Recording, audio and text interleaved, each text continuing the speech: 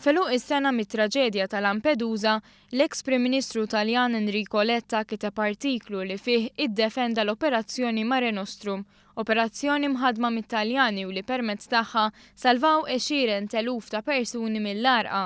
Letta tkellem dwar il-ħtieġa ta' operazzjonijiet simili fil-waqt li rikonoxxa l-kontribut tal-Gvern Malti u għamel referenza lejn il-kooperazzjoni mal-Prim Ministru Joseph Muscat. Esprima wkoll li tama li l-Kummissarju Ewropew nominata l-Immigrazzjoni, il-Grieg Dimitris Avramopoulos, itejjeb din is-sitwazzjoni.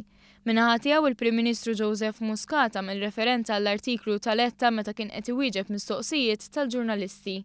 Kont ukoll milqut ħafna minn artiklu li kiteb il-bieraħ fl-Avvenire l-eks Prim Ministru Taljan Enrico Letta fejn tkellem ukoll dwar il-kollaborazzjoni li kellna u għatanna bejnietna Malta u l-Italja sabiex insalvaw il-ħajjiet, imma nifhmu wkoll li jrid ikun hemm sitwazzjoni fejn il-persuni nżammu f'dinjità aħjar. Il-Prim Ministru Joseph Muscat qal ukoll li Malta għandha tingħata aktar għajnuna minn pajjiżi oħra fl-Unjoni Ewropea.